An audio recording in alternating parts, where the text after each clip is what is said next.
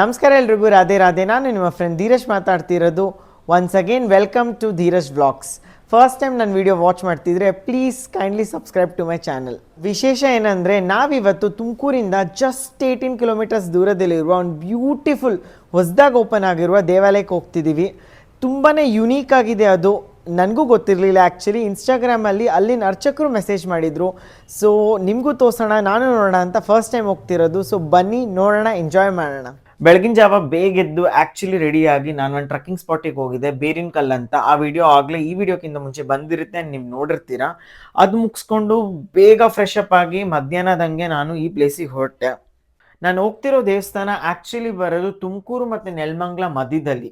Basically it belongs to Tumakuru, ಆದರೆ ನೆಲಮಂಗಲ ಆಸಿಂದ ಹೋಗ್ಬೇಕಾಗಿರೋದು. ದ ಮೋಸ್ಟ್ ಈಸಿಯೆಸ್ಟ್ ರೂಟ್ ಇರೋದು ವೀರಭದ್ರ ಸ್ವಾಮಿಯ ದೇವಾಲಯ ಕಡೆಯಿಂದ. ಸೊ ನಾನು ನನ್ನ ಗಾಡಿನ ಎತ್ಕೊಂಡು ಆರಾಮಾಗಿ ಅಲ್ಲಿಂದ ಹೊರಟೆ. ಅಲ್ಲಿಂದ ಸ್ಟ್ರೈಟ್ ಹೋದರೆ ಒಂದು ಬ್ರಿಡ್ಜ್ ಥರ ಬರುತ್ತೆ. ಆ ಬ್ರಿಡ್ಜ್ ಕೆಳಗಾಸಿಂದ ಸ್ಟ್ರೈಟ್ ಹೋಗಿ ಲೆಫ್ಟ್ ಟರ್ನ್ ಮಾಡಿದ್ರೇ ವೀರಭದ್ರ ಸ್ವಾಮಿ ದೇವಾಲಯದ ಒಂದು ಬೋರ್ಡ್ ಕಾಣುತ್ತೆ. ಆ ಬೋರ್ಡಿಂದ ಸ್ಟ್ರೈಟ್ ಹೋಗ್ಬೇಕಾಗಿರೋದು. ವೀರಭದ್ರ ಸ್ವಾಮಿಯ ದೇವಾಲಯ ದಾಟಿ ಈ ದೇವಾಲಯ ಬರೋದು. ಸೊ ಅದರಿಂದ ಫುಲ್ಲು ಸ್ಟ್ರೈಟಾಗಿ ಹೋಗ್ತೀರಿ until you find this board where in Mahamrityunjaya ಸ್ವಾಮಿಯ ದೇವಾಲಯಕ್ಕೆ ದಾರಿ ಅಂತ ಬರ್ದಿರುತ್ತೆ. ಸೊ ಅಲ್ಲಿಂದ ರೈಟ್ ಟರ್ನ್ ತೊಗೊಬೇಕು. ಇನ್ನು ಸಿಗ್ನಲ್ಸ್ ಬೋರ್ಡಿಂಗ್ಸ್ ಎಲ್ಲ ಹಾಕಿಲ್ಲ, ಬಟ್ ನಾವು ನೋಡ್ಕೊಂಡು ಹೋಗ್ಬೇಕು. ಲೊಕೇಶನ್ನ ಡಿಸ್ಕ್ರಿಪ್ಷನ್ಲಿ ಹಾಕಿರ್ತೀನಿ. ಆ್ಯಕ್ಚುಲಿ ಹೊಸ್ದಾಗಿ ಕನ್ಸ್ಟ್ರಕ್ಟ್ ಮಾಡಿರೋ ದೇವಾಲಯಕ್ಕೆ ರೋಡು ಕಂಪ್ಲೀಟಾಗಿ ಆಗಿಲ್ಲ, ಇನ್ನು ಮಣ್ಣಿನ ರೋಡೇ ಇರೋದು. ಸೊ ಹುಷಾರಾಗಿ ಹೋಗಬೇಕು. ಬಟ್ ಸ್ಟಿಲ್ ಕಾರಲ್ಲಿ ಇರಲಿ, ಟೂ ವೀಲರ್ ಇರಲಿ, ಆರಾಮಾಗಿ ಹೋಗ್ಬೋದು. ತೋಟದ ಒಳಗಿಂದ ಹೋಗ್ಬೇಕಾಗಿರೋದು. ಸೊ ಬ್ಯೂಟಿಫುಲ್ ಆಗಿ journey. So almost 30 minutes drive ಮಾಡಿಕೊಂಡು ನನ್ನ ಆಕ್ಟಿವಾದಲ್ಲಿ ಈ ದೇವಸ್ಥಾನಕ್ಕೆ ರೀಚ್ ಆದೆ ಗೈಸ್. ಎಂಟ್ರೆನ್ಸ್ ಇಂದ ದೇವಾಲಯಕ್ಕೆ ಹೋಗುವ ದಾರಿ ಕೂಡ ಲೈಕ್ ಡಿಫ್ರೆಂಟ್ ಆಗಿತ್ತು. ಆ್ಯಂಡ್ ಆಲ್ಸೋ ಟೆಂಪಲಿನ ಆರ್ಕಿಟೆಕ್ಚರ್ ನೋಡೋಕ್ಕೆ ದೂರದಿಂದ ಡಿಫ್ರೆಂಟಾಗಿ ಕಾಣ್ತಿತ್ತು. ಸೊ ಐ ವಾಸ್ ಲೈಕ್, ನಾನು ತುಮಕೂರಲ್ಲೇ ಇಲ್ಲ, ಎಲ್ಲೋ ಬೇರೆ ಕಡೆ ಹೋಗಿದ್ದೀನೇನೋ, ಮಂಗಳೂರು ಕಡೆ ರೀಚ್ ಆಗ್ಬಿಟ್ಟು ಯಾವುದೋ ದೇವಸ್ಥಾನಕ್ಕೆ ಹೋಗಿದ್ದೀನೇನೋ ಅಂತ ಅನಿಸ್ತಿತ್ತು. ಗಾಡಿನ ಪಾರ್ಕ್ ಮಾಡಿಕೊಂಡು ಏನೇನು ಎಲ್ಲೆಲ್ಲಿದೆ ಅಂತ ಹಿಂಗೆ ನೋಡೋಣ ಅಂತ ಹೋದೆ. ಫಸ್ಟ್ ನಾನು ಕಂಡು ಬಿದ್ದಿದ್ದು ಇಲ್ಲಿ ನಾಗರಕಟ್ಟೆಗೆ. ಸೊ ನಾಗರಕಟ್ಟೆಗೆ ಒಂದ್ಸತಿ ಹೋಗಿ ಬರೋಣ, ಫಸ್ಟ್ ದೇವಾಲಯ ಹೋಗೋಕ್ಕಿಂತ ಮುಂಚೆ ಅಂತ ಹೋದೆ. ಸೊ ಇಲ್ಲಿ ದೇವಸ್ಥಾನಕ್ಕೆ ಹೋದ ತಕ್ಷಣವೇ ಇಲ್ಲಿ ನಾಗರಕಟ್ಟೆ ಇದೆ. ಆ್ಯಕ್ಚುಲಿ ತುಂಬ ಅದ್ಭುತವಾಗಿದೆ ನೋಡಿ.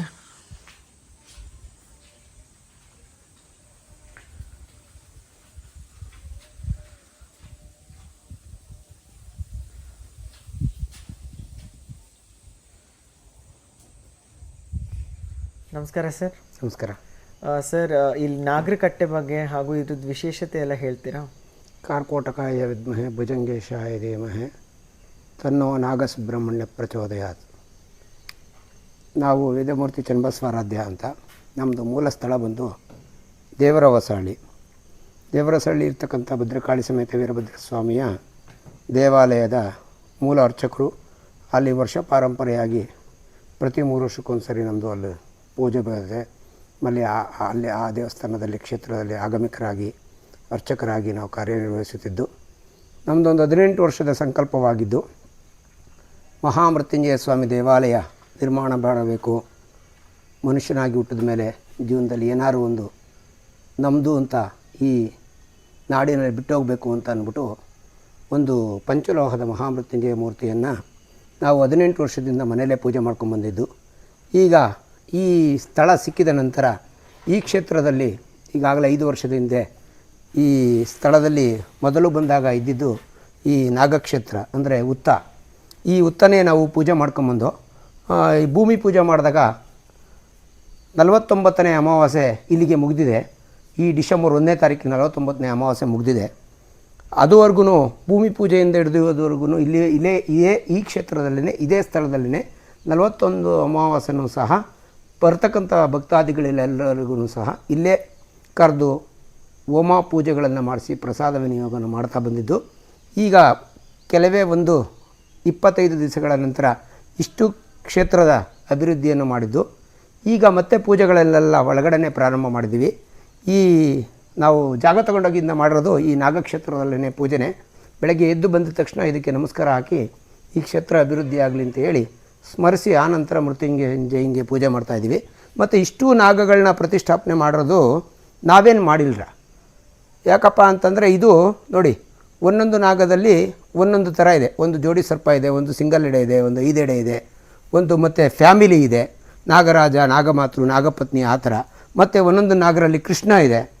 ಈ ಕೃಷ್ಣ ಇರೋ ನಾಗಪ್ಪ ಸುಮಾರು 16 ವರ್ಷ ಮಕ್ಕಳಾಗಿರಲಿಲ್ಲ.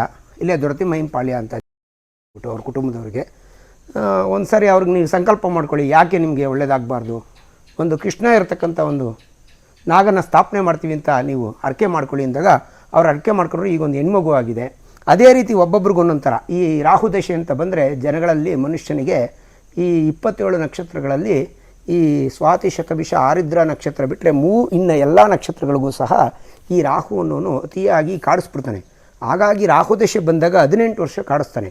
ಹಾಗಾಗಿ ಆ 18 ವರ್ಷಗಳ ಕಷ್ಟಪಡೋದು ಬದಲು ಈ ಒಂದು ನಾಗ ಪ್ರತಿಷ್ಠೆ ಮಾಡಿಸೋದ್ರಿಂದ ಅವರು ಸಂಪೂರ್ಣ ಆ ಸಮಸ್ಯೆಯಿಂದ ಬಗೆಹರಿಯುತ್ತೆ ಅಂದ್ಬಿಟ್ಟು ಈ ಒಂದೊಂದು ನಾಗಗಳನ್ನ ಪ್ರತಿಷ್ಠಾಪನೆ ಮಾಡಿಸಿದ್ದೀವಿ ಅವ್ರಿಗೋಸ್ಕರ.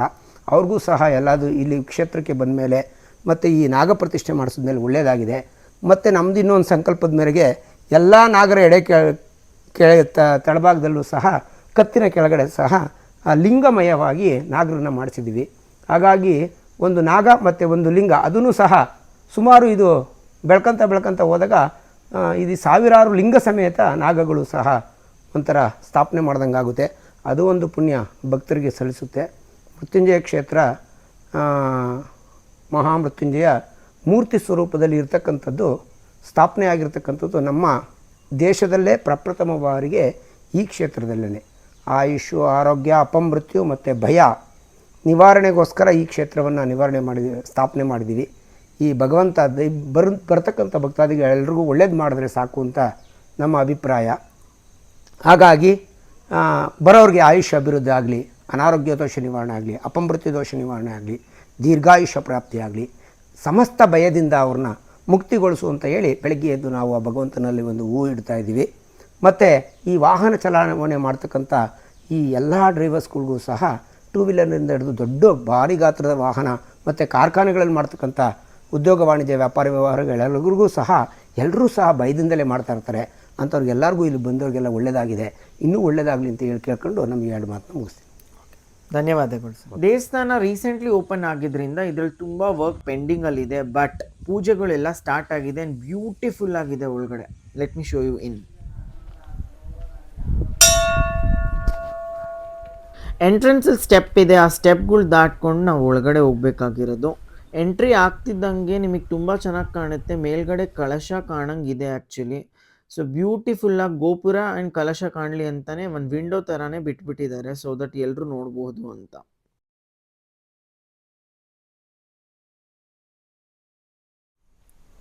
ಗರ್ಭಗುಡಿಯಲ್ಲಿ ಮಹಾಮೃತ್ಯುಂಜಯ ಸ್ವಾಮಿ ಇದ್ದಾರೆ, ಮುಂದ್ಗಡೆ ದ್ವಾರಪಾಲರು ಇದ್ದಾರೆ ಆ್ಯಂಡ್ ನಮ್ಮ ನಂದಿಯವರು ಇದ್ದಾರೆ. ಹಾಗೆ ವಿಡಿಯೋ ನೋಡ್ತೀರಿ, ಒಂದೊಂದಾಗಿ ನಿಮಗೆ ಎಲ್ಲದನ್ನೂ ನೀಟಾಗಿ ತೋರಿಸ್ತೀನಿ. ಆ್ಯಂಡ್ ಈ ದೇವಾಲಯದ ಬಗ್ಗೆ ವಿಶೇಷ ಪೂಜೆಗಳಿರಲಿ, ವಿಶೇಷತೆ ಏನೇನು ಅಂತ ಪುರೋಹಿತರ ಕಡೆನೇ ಹೇಳಿಸ್ತೀನಿ. ಮೃತ್ಯುಂಜಯ ಸ್ವಾಮಿಯ ವಿಗ್ರಹ ಇರಲಿ ಅಥವಾ ಅವ್ರದ್ದು ಯಾವುದೋ ದೇವಾಲಯ ಕೂಡ ಇರಲಿ, ನಾನಂತೂ ಫಸ್ಟ್ ಟೈಮ್ ಕೇಳಿರೋದು, ಫಸ್ಟ್ ಟೈಮ್ ಬಂದಿರೋದು. ಸೊ ಫುಲ್ಲಿ ಎಕ್ಸೈಟೆಡ್ ಆ್ಯಂಡ್ ತುಂಬಾ ಬ್ಯೂಟಿಫುಲ್ಲಾಗಿ ಅನಿಸ್ತಿತ್ತು ನಂಗೆ ಬಂದಿದ್ದ ಕ್ಷಣನೇ. ಮಹಾಮೃತ್ಯುಂಜಯ ಸ್ವಾಮಿಯ ದೇವಾಲಯಕ್ಕೆ ಬಂದು ಹಾಗೂ ಈ ಮೂರ್ತಿ ನೋಡಿಕೊಂಡು ನನಗಂತೂ ಬಹಳ ಸಂತೋಷ ಆಯಿತು ಆ್ಯಂಡ್ ಸಂತೃಪ್ತಿ ಅನಿಸ್ತು. ಏನೋ ಒಂದು ಧೈರ್ಯ ಬಂತು ನೋಡಿದ ತಕ್ಷಣವೇ. ನೀವು ಕೂಡ ನೋಡಿ ಆಶೀರ್ವಾದ ಪಡ್ಕೊಳ್ಳಿ ಗೈಸ್. ಇಲ್ಲಿ ನಮಗೆ ಟೆಂಪಲ್ ಸುತ್ತಮುತ್ತ ಇರುವ ಲೋಕಲೈಟ್ ಒಬ್ಬರು ಸಿಕ್ಕಿದ್ದಾರೆ. ಅವ್ರಿಗೆ ಟೆಂಪಲ್ ಬಗ್ಗೆ ಕೇಳೋಣ. ಸರ್, ಟೆಂಪಲ್ ಬಗ್ಗೆ ಏನಾದರೂ ಹೇಳ್ತೀರಾ ಸ್ವಲ್ಪ? ನಮಸ್ತೆ, ನನ್ನ ಹೆಸರು ಗೋಪಾಲ್ ಕೃಷ್ಣ ಅಂತ. ನಾನು ಇದೇ ಊರಿನವರು. ಆಯಿತಾ, ನಮ್ಮದು 2 ಟೆಂಪಲ್ ಇದೆ. ಒಂದು ಆಂಜನೇಯ ವೀರಾಂಜನೇಯ ಸ್ವಾಮಿ ದೇವಸ್ಥಾನ ಅಂತ, ಒಂದು ಲಕ್ಷ್ಮೀ ನರಸಿಂಹಸ್ವಾಮಿ ದೇವಸ್ಥಾನ, ಕದರಿ ನರಸಿಂಹ ಅಂತ ಫೇಮಸ್ಸು. ಈ ಟೆಂಪಲ್ಲು ಮಹಾಮೃತ್ಯುಂಜಯ ಸ್ವಾಮಿ. ಈ ಇಡೀ ಸುತ್ತಮುತ್ತ ಎಲ್ಲೂ ನಿಮಗೆ ಈ ಥರ ದೇವಾಲಯ ಸಿಗೋದಿಲ್ಲ. ಇದು ಪ್ರಖ್ಯಾತಿ ಹೊಂದಿರೋದು. ನೀವು ಈ ಥರ ಪ್ರಾರಂಗಣ ದೇವಾಲಯ ಎಲ್ಲ ನೋಡಿದ್ರೆ ಇದು ಮಂಗಳೂರು ಶೈಲಿ ದೇವಾಲಯ. ಈ ಮಂಗಳೂರು ಶೈಲಿ ದೇವಾಲಯ ಈ ನಮ್ಮ ಕಡೆ, ಈ ಎಕ್ಸ್ಪೆಷಲಿ ಬೆಂಗಳೂರು, ತುಮಕೂರು ಈ ಸೈಡಲ್ಲಿ ಅದು ಬೆಟ್ಟ ಮಧ್ಯದಲ್ಲಿ ಇರೋವಂಥ ದೇವಸ್ಥಾನಗಳು ಸಿಗೋದು ಅಪರೂಪ. ಮತ್ತು ದೇವ್ರದ್ದು ತುಂಬ ವಿಶೇಷತೆ ಇದೆ. ಈ ವಿಶೇಷ ಇರೋದರಿಂದ ಇಲ್ಲಿಗೆ ಬಂದು ನೀವು ದೇವಸ್ಥಾನ ನೋಡಿಕೊಂಡು ಒಂದಿನ ನೀವು ಸ್ಪೆಂಡ್ ಮಾಡಿದ್ರೆ ಪ್ರಕೃತಿ ಸೌಂದರ್ಯ ತುಂಬ ಚೆನ್ನಾಗಿದೆ. ಪಕ್ಕದಲ್ಲಿ ಒಳ್ಳೆ ಕೆರೆ ಇದೆ, ಬರ್ತಾ ನಿಮಗೆ ದೇವರಸಳ್ಳಿ ಕೆರೆ ಸಿಗುತ್ತೆ. ಅಲ್ಲಿ ಬೋಟಿಂಗ್ ವ್ಯವಸ್ಥೆ ಎಲ್ಲ ಇದೆ. ಮತ್ತು ಇದು ನಿಸರ್ಗದ ಮಧ್ಯದಲ್ಲಿರೋದ್ರಿಂದ ತುಂಬ ವಿಶೇಷವಾಗಿದೆ. ಒಂದು ಸತಿ ಬಂದು ಈ ದೇವಸ್ಥಾನಕ್ಕೆ ಭೇಟಿ ಕೊಟ್ಟು ಈ ದೇವಸ್ಥಾನದಲ್ಲಿ ಒಂದು ಪೂಜೆ ಮಾಡಿಸ್ಕೊಂಡು ಹೋಗಬೇಕು. ಇದು ಮಹಾಮೃತ್ಯುಂಜಯ ಅಂತ ತುಂಬ ಸುಂದರವಾದ ದೇವಾಲಯ. ಒಂದು ಸತಿ ಬಂದು ಕಣ್ಣು ತುಂಬ್ಕೊಬೇಕು. Thank you. ಧನ್ಯವಾದ ಸರ್. ಸೊ ಇಲ್ಲಿಂದ ಬಂದರೆ ಇಲ್ಲಿ ಗಣೇಶನ ಮೂರ್ತಿ ಇದೆ.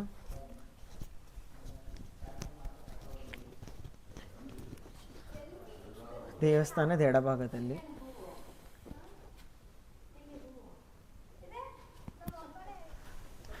ಆ್ಯಂಡ್ ಒಂದು ರೌಂಡ್ ಹಾಕ್ತಿದ್ದೀನಿ ಪ್ರದಕ್ಷಿಣೆ. ಇಲ್ಲೂ ಒಂದು ಶಿವಂದು ಇದಿದೆ. ಆ್ಯಂಡ್ ಓಕೆ, ಇಲ್ಲಿ ಗೌರಿ. ಆ್ಯಂಡ್ ಇಲ್ಲಿ ನೋಡಿದ್ರೆ ಅರ್ಧನಾರೀಶ್ವರ ಗೋಪುರ ಕಾಣ್ತಿದೆ ನಿಮಗೆ ನೋಡಿ.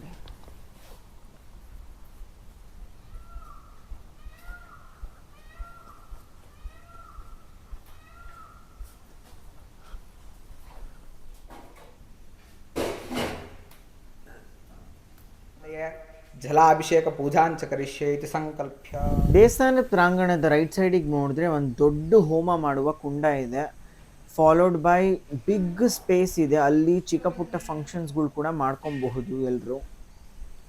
ದೇವಸ್ಥಾನದ ಒಳಗೆ ಇರಲಿ ಅಥವಾ ಹೊರಗೆ ಇರಲಿ, ಸ್ಪೇಸ್ ಅಂತೂ ತುಂಬ ಚೆನ್ನಾಗಿದೆ. ತುಂಬ ನೀಟ್ ಆ್ಯಂಡ್ ಕ್ಲೀನಾಗಿ ಡಿಸೈನ್ ಮಾಡಿದ್ದಾರೆ. ಅಲ್ಲೇ ಸೈಡಲ್ಲಿ ಲೆಫ್ಟ್ ಟು ರೈಟ್ ಎರಡು ಕಡೆ ಮೃತ್ಯುಂಜಯ ಸ್ವಾಮಿಗೆ ಯಾವ ಸಾಮಾನು ಅಥವಾ ಯಾವ ಪದಾರ್ಥಗಳು ಸಮರ್ಪಿತ ಮಾಡಬಹುದು, ಸೊ ದಟ್ ನಮ್ಮ ಎಲ್ಲ ಕಾರ್ಯ ಕೆಲಸಗಳು ಆಗಲಿ ಅಂತ ಒಂದು ಬೋರ್ಡ್ ಬರ್ತಿದೆ. ಸೊ ಆ ಬೋರ್ಡ್ನು ಹಾಕಿದ್ದೀನಿ. ಜೊತೆಗೆ ಪೂಜೆಗಳು ಯಾವ ಥರದ್ದು ಮಾಡ್ತಾರೆ ಇಲ್ಲಿ ಅನ್ನೋ ಬೋರ್ಡ್ ಇತ್ತು, ಅದು ಹಾಕಿದೆ.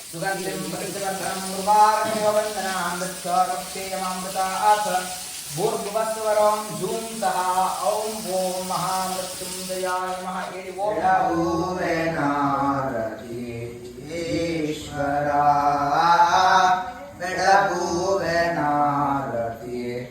ಈಶ್ವರ ದೇವ ಪಂಚಬ್ರಹ್ಮಾತ್ಮಕ ಲಿಂಗದೇವ ಪಂಚಾಕ್ಷರಿ ಮಹಾವೀರ ಮಹಾದೇವ ಪಂಚತತ್ವ ಪರ್ವಣಿತೋ ಶಂಕರ